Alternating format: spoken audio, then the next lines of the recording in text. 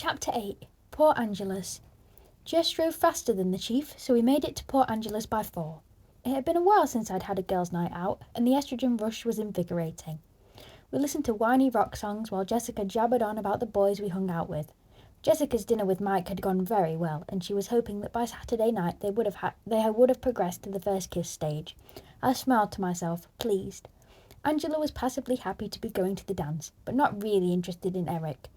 Jess tried to get her to confess who her type was, but I interrupted with a question about dresses after a bit, to spare her. Angela threw me a grateful glance in my way. Port Angeles was a beautiful little tourist trap, much more polished and quaint than Forks, but Jessica and Angela knew it well, so they didn't plan to waste time on the picturesque boardwalk by the bay. Jess drove straight to the one big department store in town, which was a few streets in from the Bay Area's visitor-friendly face. The dance was billed as semi-formal, and we weren't exactly sure what that meant. Both Jessica and Angela seemed surprised and almost disbelieving when I told them I'd never been to a dance in Phoenix. "Didn't you ever go with a boyfriend or something?" Jess asked dubiously as we walked through the front doors of the store. "Really," I tried to convince her, not wanting to confess my dancing problems. "I've never had a boyfriend or anything close. I didn't go out much." "Why not?" Jessica demanded. "No one asked me," I answered honestly. She looked sceptical. "People ask you out here," she reminded me. "And you tell them no." We were in the juniors section now, scanning the racks for dress-up clothes. "Well, except for Tyler," Angela amended quietly. "Excuse me?" I gasped. "What did you say?" "Tyler told everyone he's taking you to prom," Jessica informed me with suspicious eyes. "He said what?" I sounded like I was choking. "I told you it wasn't true," Angela murmured to Jessica.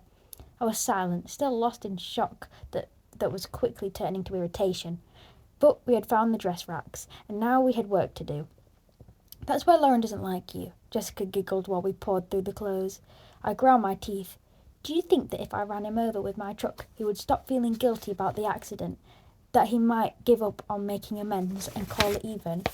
"Maybe," Jessica snickered, "if that's why he's doing this." The dress section wasn't large, but both of them found a few things to try on. I sat on a low chair just inside the dressing room, by the three-way mirror trying to control my fuming. Jess was torn between two. One a long, strapless, basic black number, the other a knee-length electric blue with spaghetti straps. I encouraged her to go with the blue. Why not play up the eyes? Angela chose a pale pink dress that draped around her tall frame nicely and brought out honey tints in her light brown hair. I complimented them both generously and helped by returning the rejects to their racks. The whole process was much shorter and easier than similar trips I'd taken with Renee at home. I guess there was something to be said for limited choices.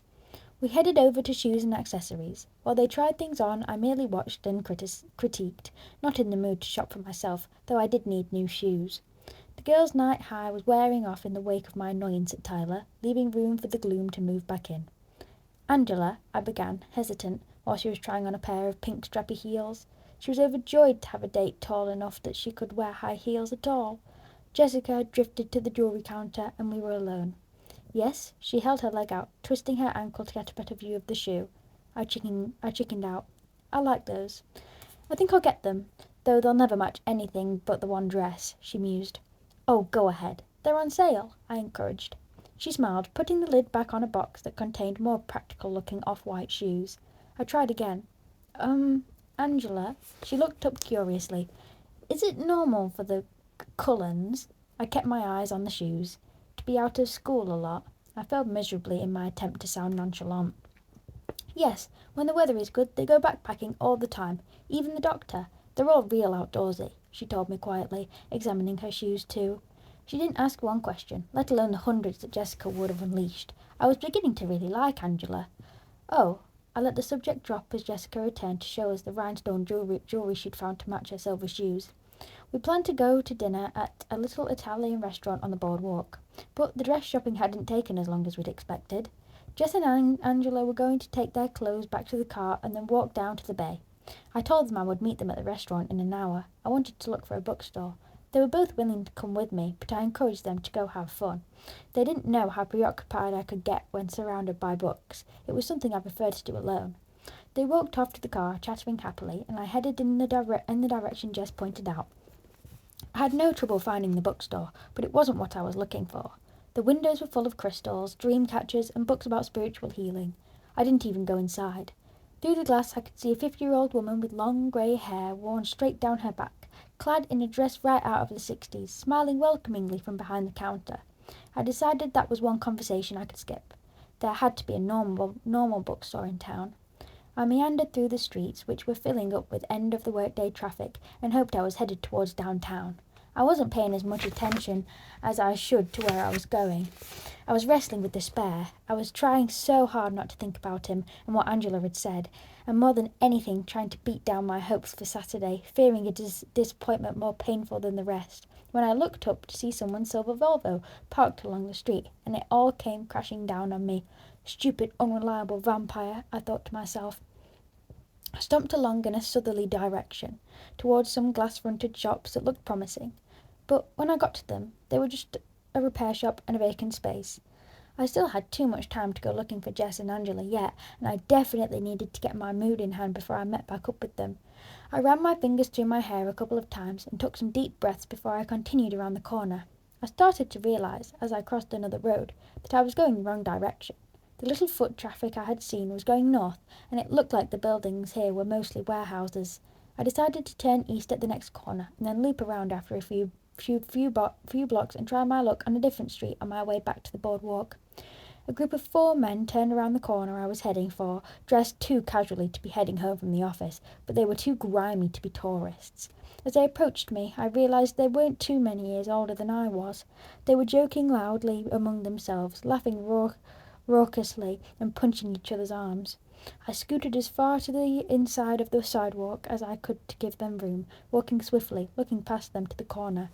"Hey there," one of them called as they passed, and he had to be talking to me since no one else was around. I glanced up automatically. 2 of them had paused, the other 2 were slowing. The closest, a heavy-set, dark-haired man in his early 20s, seemed to be the one who had spoken. He was wearing a flannel shirt open over a dirty t-shirt, cut-off jeans and sandals. He took half a step towards me. "Hello," I mumbled, a knee-jerk reaction. Then I quickly looked away and walked faster towards the corner. I could hear them laughing at full volume behind me. "Hey, wait!" one of them called after me again, but I kept my head down and rounded the corner with a sigh of relief. I could still hear them chortling behind me. I found myself on a sidewalk leading past the backs of several sombre-coloured warehouses, each with large bay doors for unloading trucks, padlocked for the night. The south side of the street had no sidewalk, only a chain-link fence topped with barbed wire protecting some kind of engine parts storage yard. I had wandered far past the part of Port Angeles that I, as a guest, was intended to see. It was getting dark, I realised, the clouds finally returning, piling up on the western horizon, creating an early sunset. The eastern sky was still clear, but greying, shot through with streaks of pink and orange. I had left my jacket in the car, and a sudden shiver made me cross my arms tightly across my chest. A single van passed me, and then the road was empty.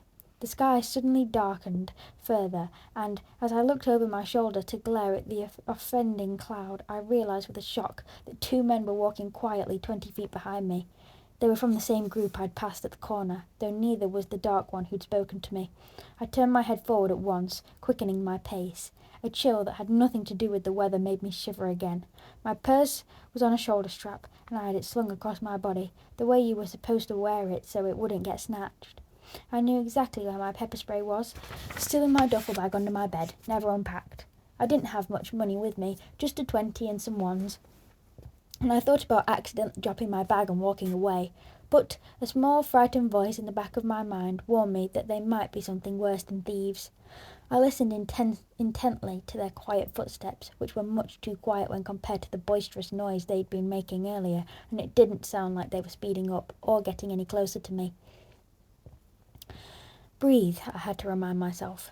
"You don't know they're following you." I continued to walk as quickly as I could without actually running, focusing on the right-hand turn that was only a few yards away from me now.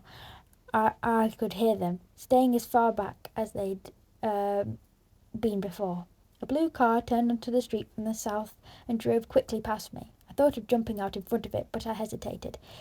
It inhibited, unsure that I was really being pursued, and then it was too late. I reached the corner, but a swift glance revealed that it was only a blind drive to the back of another building. I was half turned in anticipation. I had to hurriedly correct and dash across the narrow drive, back to the sidewalk. The street ended at the next corner, where there was a stop sign.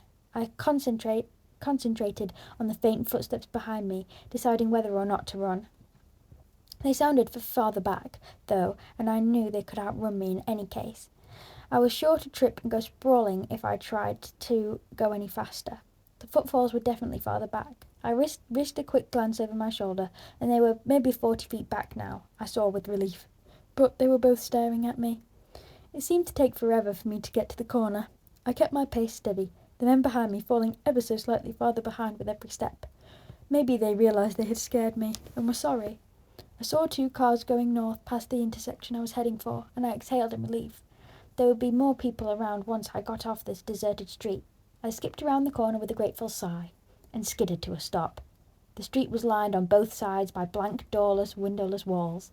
I could see in the distance, 2 intersections down, street lamps, cars, and more pedestrians, but they were all too far away. Because lounging against the western building, midway down the street, were the other 2 men from the group, both watching with excited smiles as I froze dead on the sidewalk. I realised that I wasn't being followed. I was being herded. I paused for only a second, but it felt like a very long time. I turned then and darted to the other side of the road. I had a sinking feeling that it was a wasted attempt. The footsteps behind me were louder now. "There you are!" The booming voice of the stocky, dark-haired man shattered the intense quiet and made me jump. In the gathering darkness, it seemed like it was looking past me. "Yeah," a voice called loudly from behind me, making me jump again as I tried to hurry down the street. "We just took a little detour." My steps had to slow now. I was closing the distance between myself and the lounging pair too quickly. I had a good loud scream and I sucked in air, preparing to use it, but my throat was so dry I wasn't sure how much volume I could manage. With a quick movement I slipped my purse over my head, grabbing the strap with one hand, ready to surrender it or use it as a weapon as need demanded. The thick-set man shrugged away from the wall as I warily came to a stop and walked slowly into the street.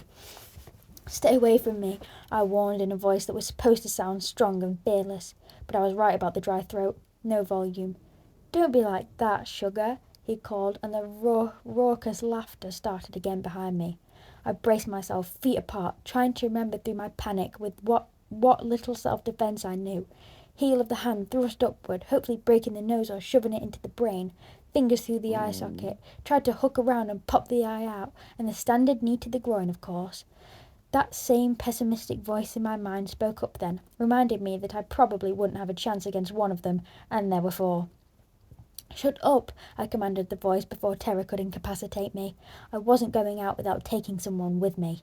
I tried to swallow so I could build up a decent scream. Headlights suddenly flew around the corner, the car almost hitting the stocky one, forcing him to jump back towards the sidewalk. I dove into the road.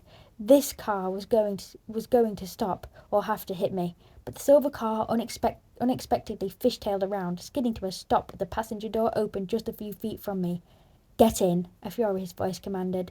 It was amazing how instantaneously the choking fear vanished, amazing how suddenly the feeling of security washed over me, even before I was off the street, as soon as I heard his voice. I jumped into the seat, slamming the door shut behind me. It was dark in the car. No light had come on with the opening of the door, and I could barely see his face in the glow from the dashboard. The tyres squealed as he spun around to face north, accelerating too quickly, swerving towards the stunned men on the street. I caught a glimpse of them diving for the sidewalk as we straightened out and sped toward the harbour. "Put your seatbelt on," he commanded, and I realised I was clutching the seat with both hands. I quickly obeyed. The snap as the belt connected was loud in the darkness. He took a sharp left, racing forward, blowing through several stop signs without pause. But I felt utterly safe and, for the moment, totally unconcerned about where we were going. I stared at his face in profound relief that went beyond my sudden deliverance. I studied his flawless features in the limited light, waiting for my breath to return to normal, until it occurred to me that his expression was murderously angry. "Are you okay?" I asked, surprised at how hoarse my voice sounded. "No," he said curtly, and his tone was livid. I sat in silence, watching his face while his blazing eyes stared straight ahead, till the car came to a sudden stop. I glanced around, but it was too dark to see anything beside the vague outline of trees crowding the roadside. We weren't in town any more. "Bella?" he asked, his voice tight, controlled. "Yes?" My voice was still rough. I tried to clear my throat quietly. "Are you all right?" He didn't look at me, but the fury was plain on his face. "Yes?" I croaked softly. distract me, please," he ordered. "I'm sorry, what?" He exhaled sharply. "Just prattle about something unimportant until I calm down," he clarified, closing his eyes and pinching the bridge of his nose with his thumb and forefinger. I racked my brain for something trivial. "I'm going to run over Tyler Crowley tomorrow before school." He was still squeezing his eyes closed, but the corner of his mouth twitched. "Why?" "He's telling everyone that he's taking me to prom. Either he's insane or he's still trying to make up for him as killing me well, you remember it. And he thinks prom is somehow the correct way to do this. So I figure if I endanger his life, then we're even, and he can't keep trying to make amends. I don't need enemies, and maybe Lauren will back off if he left me alone. I might have to total his Sentra, though, if he doesn't have a ride. He can't take anyone to prom." I babbled on. "I heard about that." He sounded a bit more composed. "You did?" I asked in disbelief, my previous irritation flaring. "If he's paralysed from the neck down, he can't go to prom. He can't go to the prom either," I muttered, refining my plan. Edward sighed and finally opened his eyes. "Better?" "Not really." I waited, but he didn't speak again. He leaned his head back against the car seat, staring at the ceiling of the car. His face was rigid. "What's wrong?" My voice came out in a whisper. "Sometimes I have a problem with my temper, Bella." He was whispering too, and as he stared out the window, his eyes narrowed into slits. But it wouldn't be helpful for me to turn around and hunt down those—" He didn't finish his sentence, looking away, struggling for a moment to control his anger again. "At least," he continued, "that's what I'm trying to convince myself." "Oh." The words seemed inadequate, but I couldn't think of a better response. We sat in silence again. I glanced at the clock on the dashboard. It was past 6:30. "Jessica and Angela will be worried," I murmured. "I was supposed to meet them." He started the engine without another word, turning around smoothly and speeding back toward town. We were under the streetlights in no time at all, still going too fast, weaving with ease through the car slowly cruising the boardwalk. He parallel parked against the curb in a space I would have thought much too small for the Volvo, but he slid in effortlessly in one try. I looked out the window to see the lights of La Bella Italia, and Jess and Angela just leaving, pacing anxiously away from us. "How did you know where—" I began, but then I just shook my head. I heard the door open and turned to see him getting out. "What are you doing?" I asked. "I'm taking you to dinner." He smiled slightly, but his eyes were hard. He stepped out of the car and slammed the door. I fumbled with my seatbelt, and then hurried to get out of the car as well. He was waiting for me on the sidewalk. He spoke before I could. "Go stop Jessica and Angela before I have to track them down too. I don't think I could restrain myself if I ran into your other friends again." I shivered at the threat in his voice. "Jess, Angela," I yelled after them, waving when they turned. They rushed back to me, the pronounced relief on both their faces simultaneously changing to surprise as they saw who I was standing next to. They hesitated a few feet from us. "Where have you been?" Jessica's voice was suspicious. "I got lost," I admitted sheepishly, "and then I ran into Edward." I gestured toward him. "Would it be all right if I joined you?" he asked in his silken, irresistible voice. I could see from their staggered expressions that he had never unleashed his talent on them before. Sure," Jessica breathed. Actually, Bella, we already ate while we were waiting." "Sorry," Angela confessed. "That's fine. I'm not hungry," I shrugged. "I think you should eat something." Edward's voice was low, but full of authority. He looked up at Jessica and spoke slightly louder. "Do you mind if I drive Bella home tonight? That way you won't have to wait while she eats." No problem, I guess." She bit her lip, trying to figure out from my expression whether that was what I wanted. I winked at her. I wanted nothing more than to be alone with my perpetual saviour. There were so many questions that I couldn't bombard him with till we were by ourselves. "Okay." Angela was quicker than Jessica. "See you tomorrow, Bella." "Edward." She grabbed Jessica's hand and pulled her toward the car, which I could see a little ways away, parked across First Street. As they got in, Jess turned and waved, her face eager with curiosity. I waved back, waiting for them to drive away before I turned to face him. "Honestly, I'm not hungry," I insisted, looking up to scrutinize his face. His expression was unreadable. "Humour me." He walked to the door of the restaurant and held it open with an obstinate expression. Obviously, there would be no further discussion. I walked past him into the restaurant with a resigned sigh. The restaurant wasn't crowded. It was the off-season in Port Angeles. The host was female, and I understood the look in her eyes as she assessed Edward. She welcomed him a little more warmly than necessary. I was surprised by how much that bothered me. She was several inches taller than I was, and unnaturally blonde. A table for two? His voice was alluring, whether he was aiming for that or not. I saw her eyes flicker to me and then away, satisfied by my obvious ordinariness, and by the cautious no-contact space Edward kept between us. She led us to a table big enough for four in the centre of the most crowded area of the dining floor. I was about to sit, but Edward shook his head at me. "Perhaps something more private?" he insisted quietly to the host. I wasn't sure, but it looked like he smoothly handed her a tip. I'd never seen anyone refuse a table except in old movies. "Sure." She sounded as surprised as I was. She turned and led us around a partition to a small ring of booths, all of them empty. "How's this?" "Perfect." He flashed his gleaming smile, dazzling her momentarily. She shook her head, blinking. "Your server will be right out." She walked away unsteadily. "You really shouldn't do that to people," I criticised. "It's hardly fair." "Do what?" "Dazzle them like that. She's probably hyperventilating in the kitchen right now." He seemed confused. "Oh, come on," I said dubiously. "You have to know the effect you have on people." He tilted his head to one side and his eyes were curious.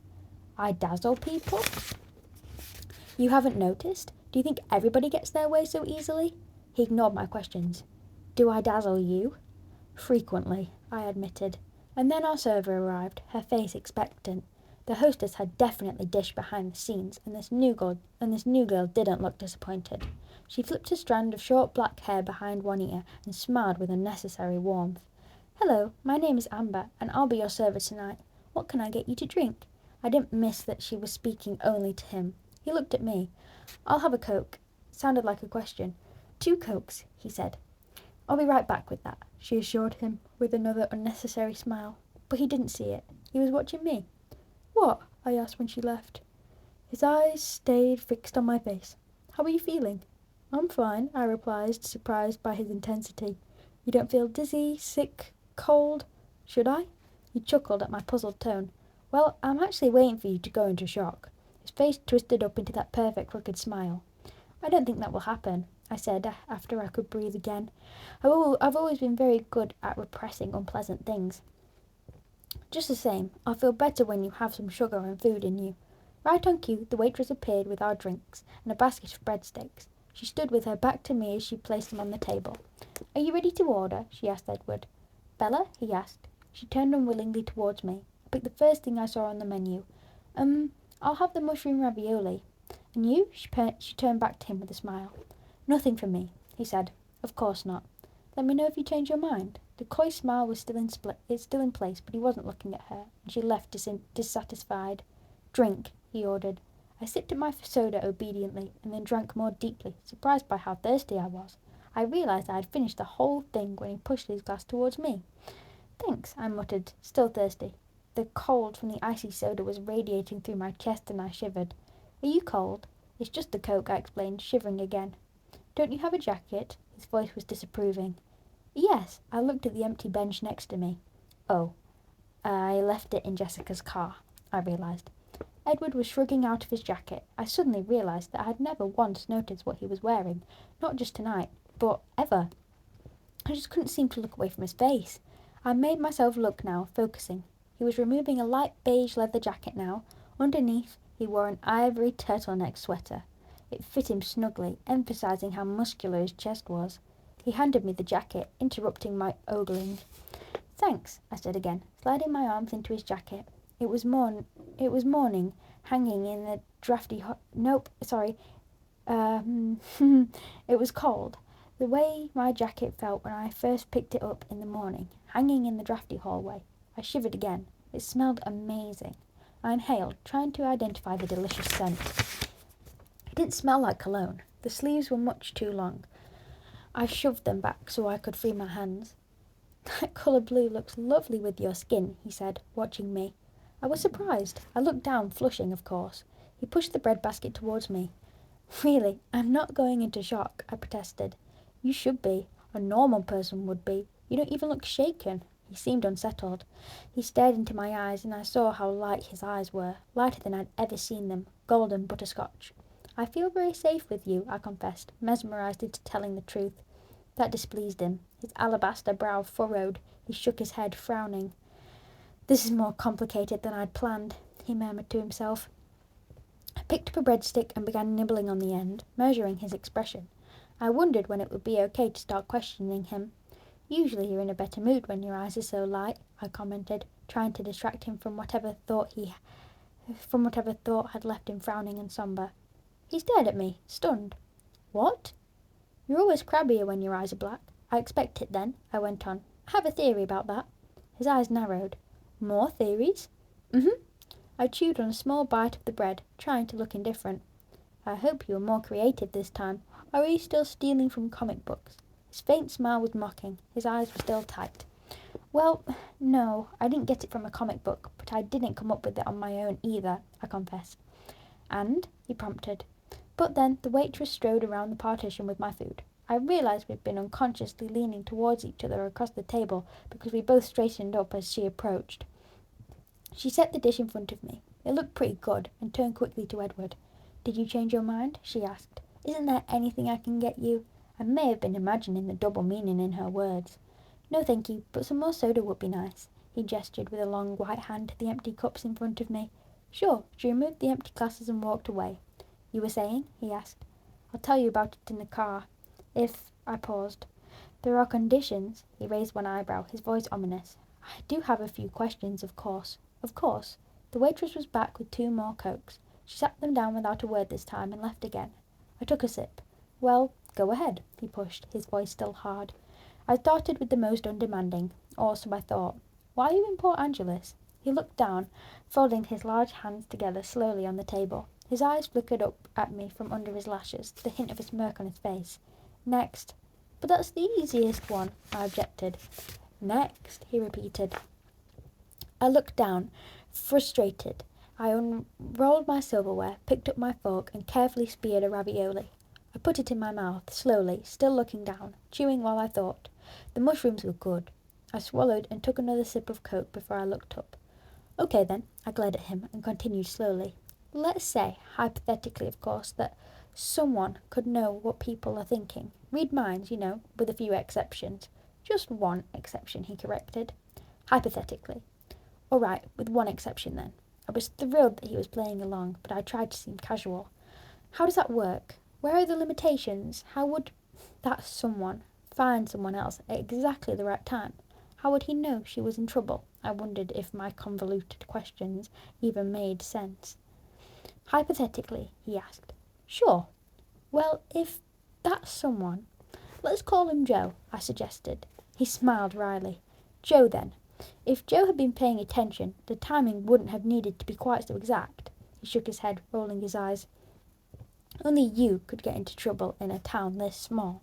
You would have devastated their crime rate statistics for decades, you know. We were speaking of a hypothetical case, I reminded him frostily. He laughed at me, his eyes warm.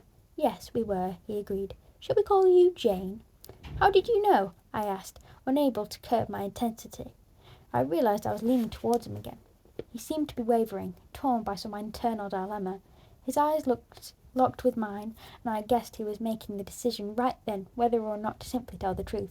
You can trust me, you know, I murmured. I reached forward without thinking to touch his folded hands, but he slid them away minutely, and I pulled my hand back. I don't know if I have a choice any more. His voice was almost a whisper. I was wrong. You're much more observant than I gave you credit for. I thought you were always right. I used to be. He shook his head again. I was wrong about you on one other thing as well. You're not a magnet for accidents. That's not a broad enough classification. You're a magnet for trouble. If there's anything dangerous within a 10-mile radius, it will invariably find you.